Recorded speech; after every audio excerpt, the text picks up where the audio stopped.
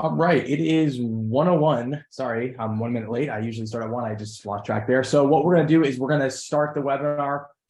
For those of you who are early, thank you for being early. For those of you on time, welcome. So this webinar, I think, is going to be pretty hopefully insightful, and hopefully it'll help you make immediate, an immediate improvement in your cash flow, because a lot of these things are just super easy to fix, and we see them time and time again. So this is going to be Stop Leaving Money on the Table, the 2023 Sales and Marketing Audit.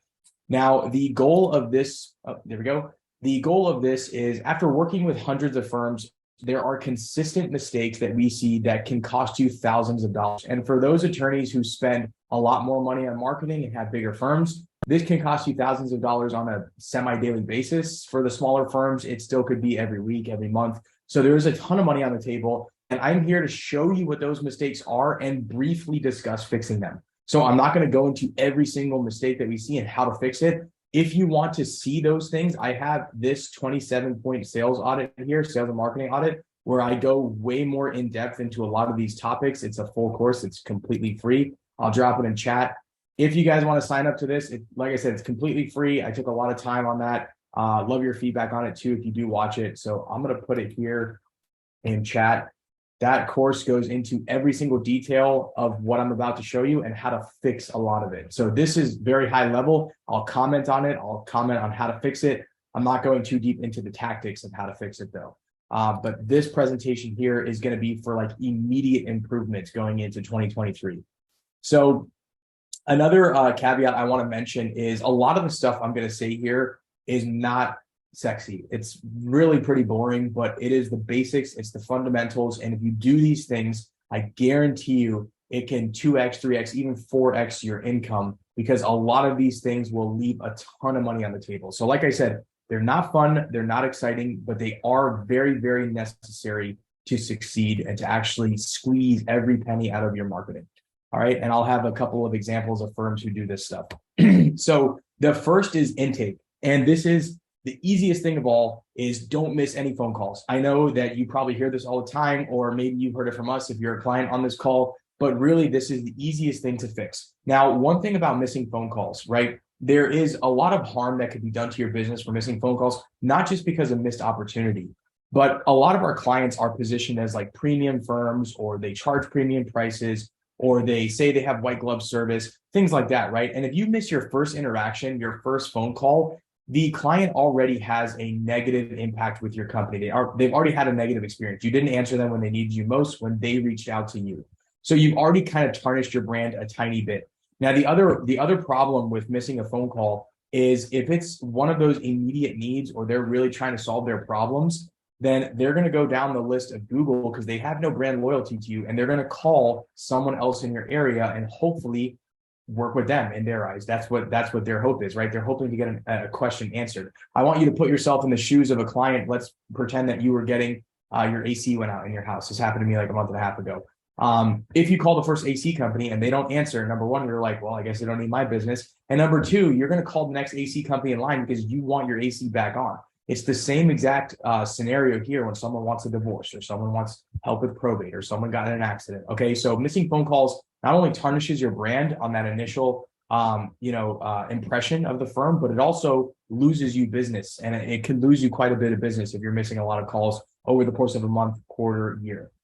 The next one I think is really, really important, and a couple more things about this. So do a test call at least once a week to keep your staff honest, whether that's whether it's an intake company or that's a receptionist. You should do secret shopping phone calls to your firm.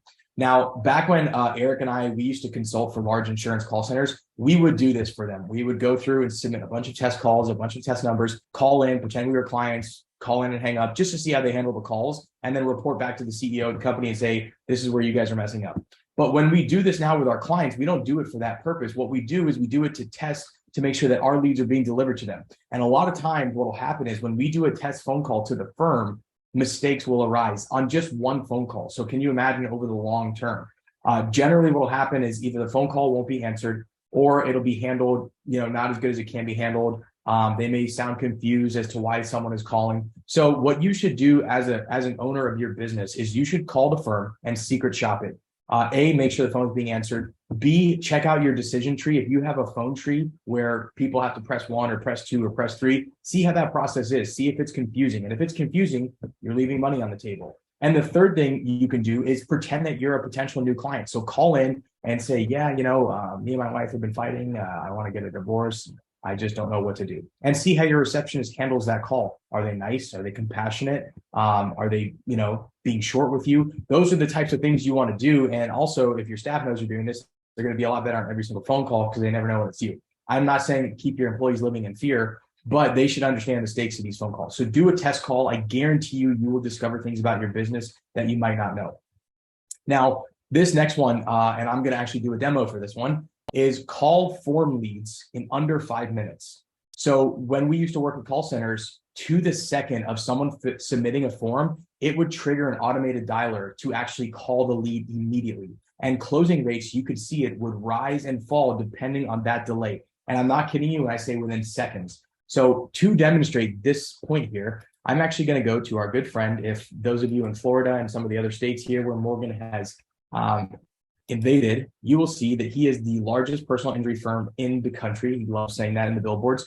But what Morgan & Morgan does very well is he calls his leads. Okay, so I've done this test a few times this week because I'm tracking it for another study that I'm doing. But what I'm going to show you here is I'm going to submit a lead and you're going to see how he handles the lead. All right, so let me just go in here and submit my information. I'm actually going to use my wife's number, so she's not going to be happy. She's going to get a call from Morgan & Morgan.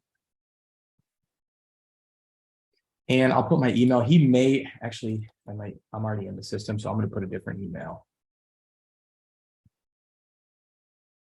And it's a business dispute, and I'm going to say I hate my business partner. All right, so I'm going to submit this. I'm going to make sure there's no duplicates in their system. All right, so this is my wife's phone here. So we're going to see how long it takes for him to get in contact with us. All right, before it was instant. So let's just see what Morgan is doing these days. Give me 1 second. All right, so that sounds like an email just happened.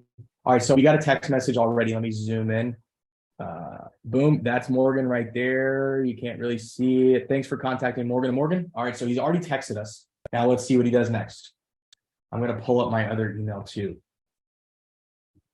just so we could see Morgan on his game.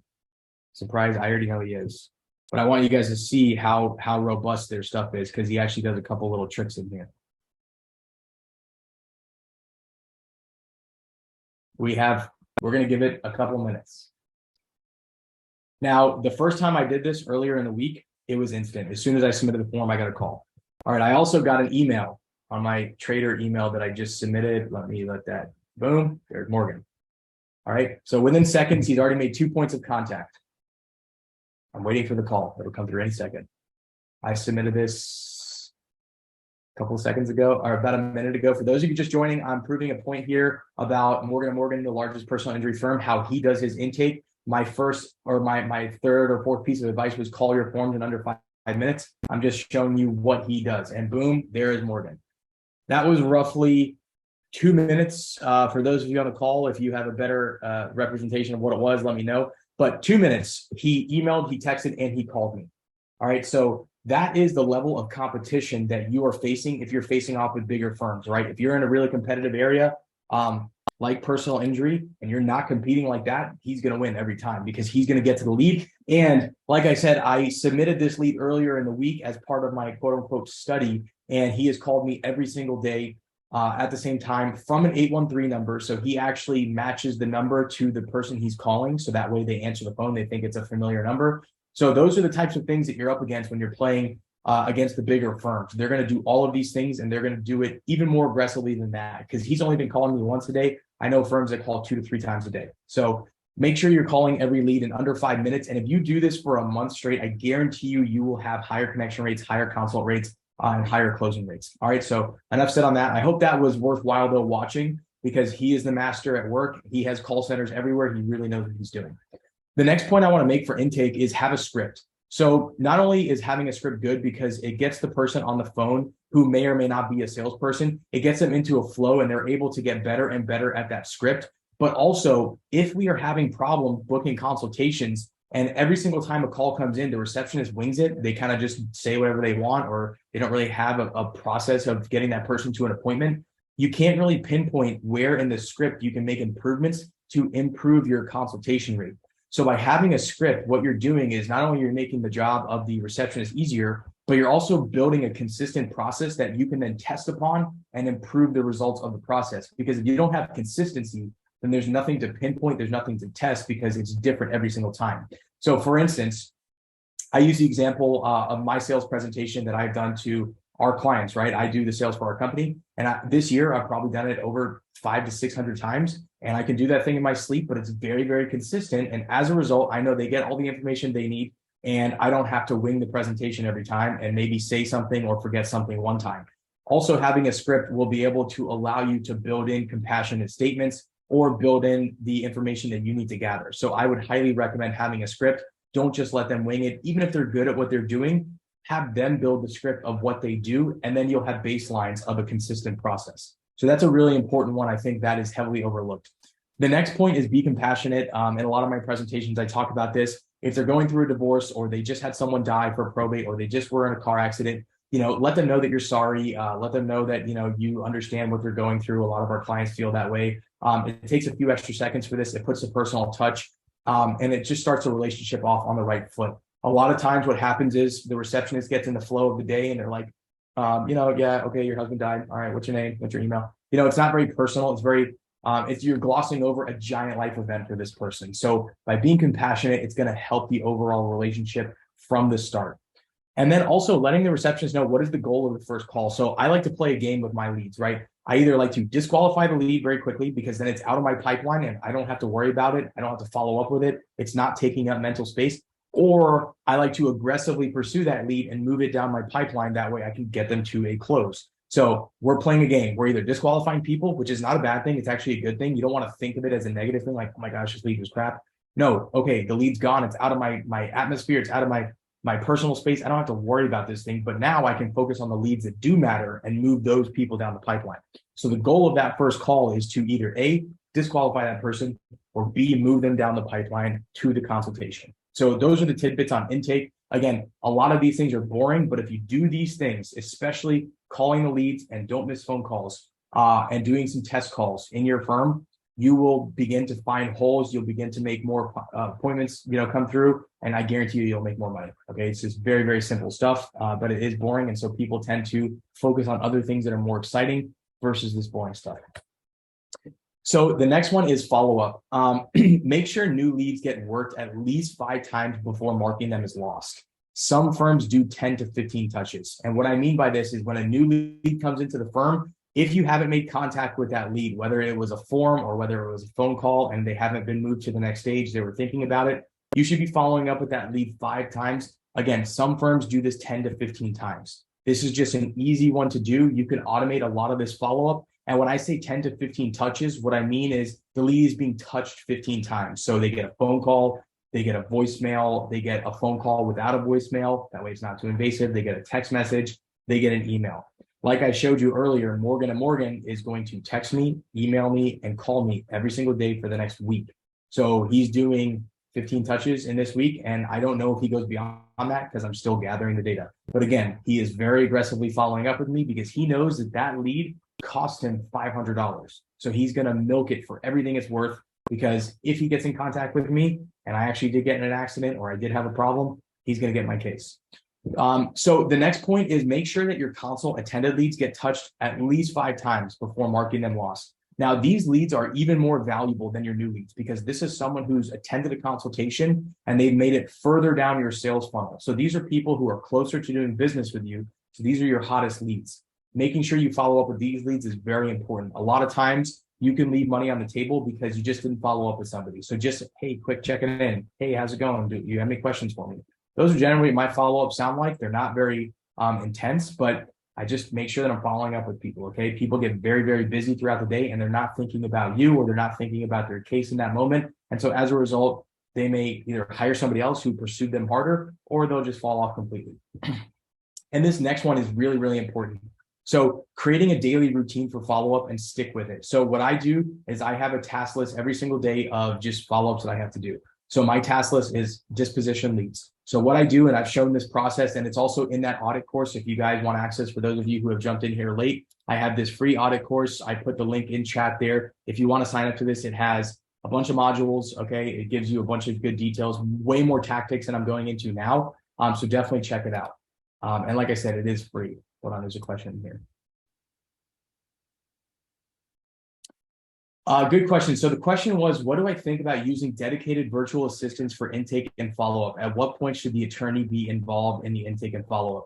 So I don't have a problem with virtual assistants. I know that's kind of the buzz right now. That's kind of the hot topic in the industry. What I have a problem with is quality control. So even if they were in office and there's no quality control, they could be rock star salespeople. If there's no system, if there's no quality control, they're going to start cherry picking leads. They're going to get lazy. And as a result, your results are going to tank. So in general, like salespeople are lazy and they'll go after the best leads possible. So they'll just cherry pick a bunch of leads. They'll maybe disqualify a bunch of people because you told them, hey, disqualify them or pursue them. And they're going to go after the best stuff depending on how you commission them. Now, virtual assistants are not commissioned. So that's kind of a different animal. They're just going to be robots, right? They're just going to do what you tell them. And maybe they'll do a good job. But again, quality control is the big one. That's my big concern with the virtual assistants. Because when you hire companies, like your Lex Receptions or your Smith.ai's, depending on who you get on that call, who your receptionist, they either do a really good job or they do a really bad job. I've seen a lot of deals being blown because the receptionist company didn't understand the parameters of the campaign. So they didn't understand the nuances of, let's say, divorce or where you're located because they're not near you. So for example, because I know who's asking this question, right? We're in the Tampa Bay area. So let's just say that the receptionist didn't understand that we also help people in St. Pete because they're in Tampa. And they just know that, hey, you're in Tampa, and if they're outside of Tampa, we don't help them. But St. Pete's 20 minutes away. You could disqualify that lead because you said, oh, no, I'm sorry, we only help people in Tampa. And that happens a lot. There's a lot of miscommunication between like a virtual assistant or a answering service and the actual firm because they're not in-house. So personally, because I think this position is so important and because I personally think this position is a sales position, I would rather have it in-house, or you could have it like virtually as in someone in your area and you guys talk over Zoom and they're getting quality control. So they have a script, they have an intake process, they have a CRM that they're managing, they're dispositioning leads correctly, and they're doing all of those things on a consistent basis. If you can get a virtual assistant to do that and there's quality control, I think it's fine. But I think that's the hard part with those is there's not a lot of quality control behind those people. Hopefully that answers the question. So that was the last point. Create a daily routine. Again, just get into a flow, do it every day for a full quarter and just watch the results roll in. Because when you work your leads like this, you will get more sales. It's a guarantee. Again, Morgan & Morgan, that's a new lead. He's going to work the heck out of my poor wife's phone for the next week and she'll get a bunch of calls from him. So tracking, this next one. And again, I go into way more detail in that free course about tracking, about what systems to use and all this stuff. But these are just high level things that if you're not doing, you're leaving money on the table and there's room for improvement. So this next one is just a really easy question is, do you know how many leads your website got last month? And a lot of times people don't know that answer. I talk to, again, hundreds and hundreds of attorneys, and most of the time they can't give me an answer right off the bat. And even if they could go dig, the tracking is not set up properly. Meaning when you go to the site, if someone fills out a form, is that action taken into account in some sort of system? So can you go to a system and say, hey, this month my website got 47 form submissions. The next thing on your website is, are you tracking the phone calls? And a lot of times people are not tracking the phone calls because they're just not aware that there's software out there to do this. Or they have a vanity number on their website and the vanity number will not facilitate tracking. And so what you could do here in this case is you can use a system called CallRail. And again, I show you how to do this in that course, where every time someone calls off your website, it is recorded into CallRail, and that data can be pumped into your CRM. It could be pumped into Clio. It could be pumped into Google Analytics. And now you can very easily answer the question, yes, I got 100 leads from my website last month. And now is your sales systems in place? Are you tracking those? But again, that goes down the list of, are you tracking your sales? But for keeping track of leads, it's really important to know how many leads is your website churning out every month. Because a lot of times what happens is people don't know this number and they are getting way more leads than they're aware of and they're not working them. So that's kind of where the fall off happens here is in reality, your website's actually producing like crazy for you and you're not aware of it. And so the leads are not being worked the way they should. And this is where you're leaving money on the table. So huge, huge, huge deal here. Again, I know it doesn't seem like a big deal, but that alone could add a couple extra cases every single month for you without doing anything except for just putting the tracking in place and being aware that leads are being produced here. The next is, do you know how many leads your Google business profile or your Google My Business is producing for you every single month? So same thing here. What you can do with this is you can put a call rail tracking number in your Google business profile, and these leads will now be tagged as Google business leads. And now you know, okay, my website is producing 30 calls a month. My Google business profile is producing 40 leads a month. Now I know where my sources are, and now I know where I can start to focus my attention. So if Google business profile is producing a ton of leads for you, start investing more in that. If it's not, maybe start to work on your Google business profile because it can produce a ton of leads for you. So again, knowing where your strengths and weaknesses are is going to play a huge part in where you can prioritize your efforts. And the last one is, do you know how many leads your Google Ads account got last month? So if you're running like LSAs, or if you're running traditional Google Ads, or if you're running Facebook ads, are you keeping track of the output of those campaigns versus all of your other leads? And how are those leads performing versus all of your other leads? So these are just simple things that should be tracked, because then you can allocate your efforts and your budget more effectively.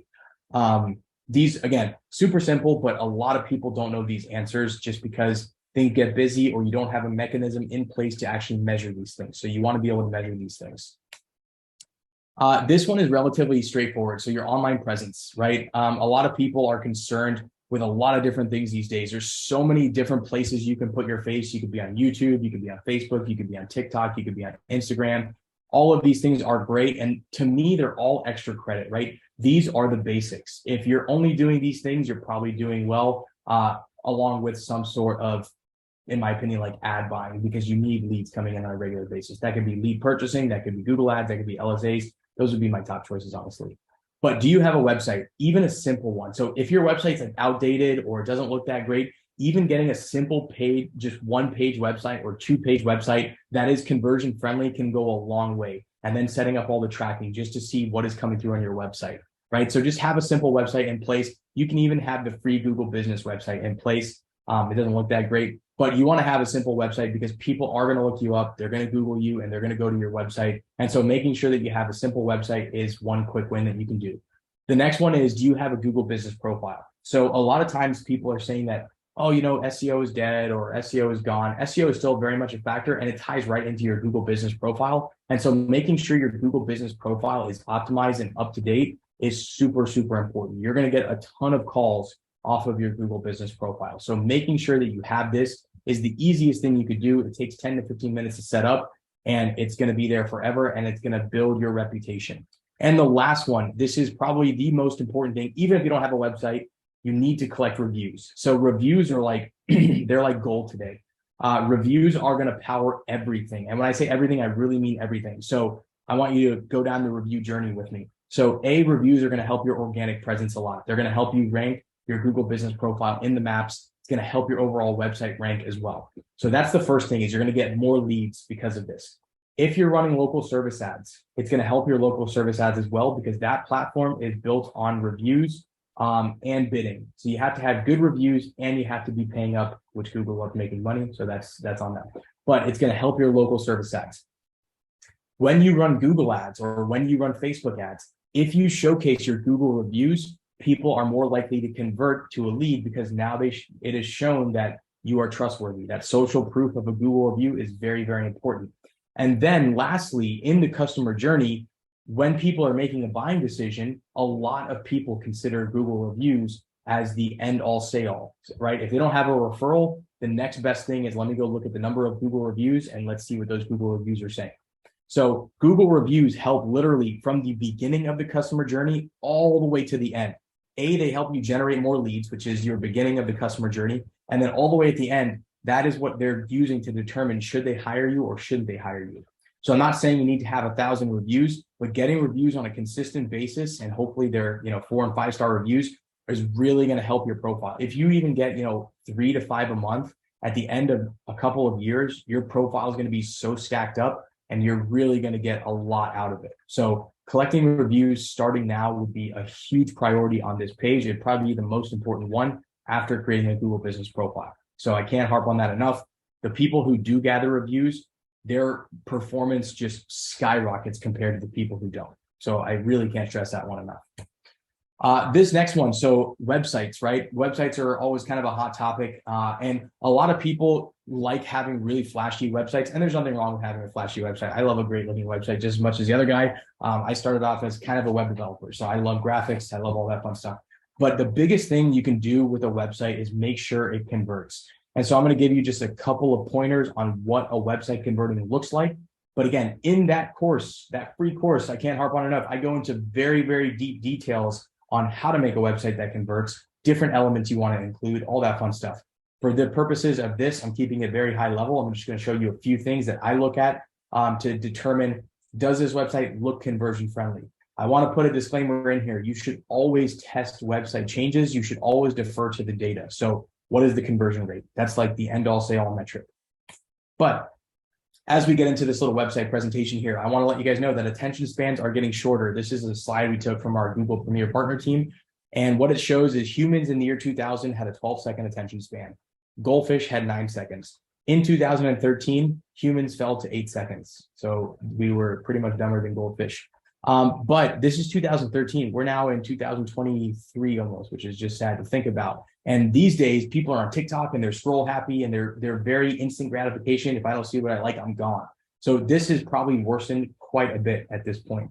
But the point of this is when someone gets to your website, in the first few seconds of them arriving, do they know what you do? And I'm going to do a little test with you guys here. I want you guys to put in chat or at least guess in your head of what this person does when I show you their website. Ready? 3, 2, 1, go. You have 5 seconds.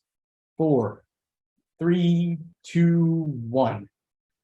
Any guesses? Can anyone jump into chat and participate? There's quite a few of you on here.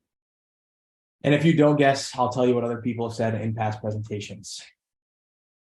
All right, you guys are being shy. That's okay. So what I've heard in the past is I've heard they do immigration, which is what I guess because of the Statue of Liberty.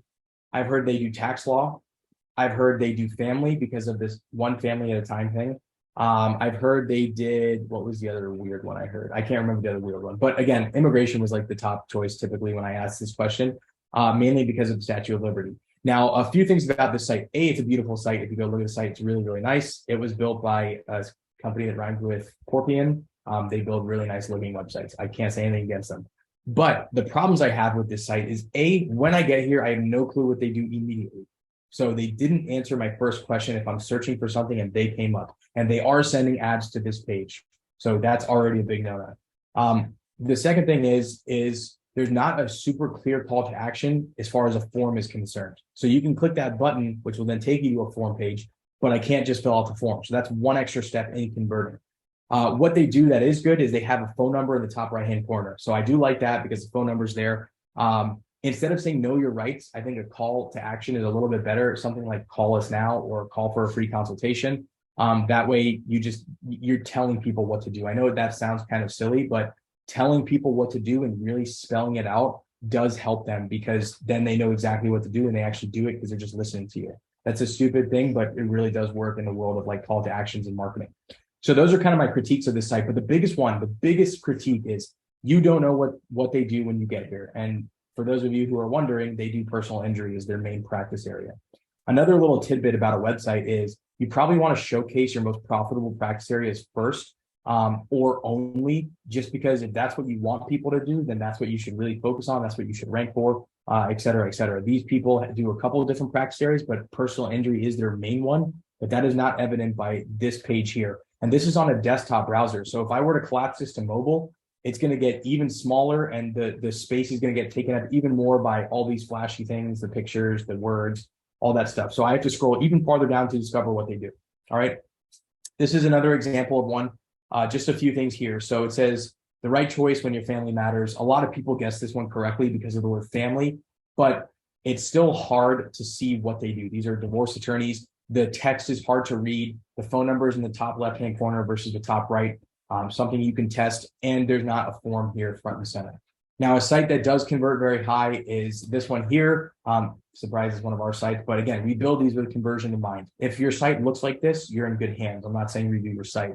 But what I like about this site is, A, we address exactly what she does right off the bat. So she's a compassionate Texas estate planning and probate lawyer. So right off the bat, boom, Texas, they know where they are. They do estate planning and they do probate.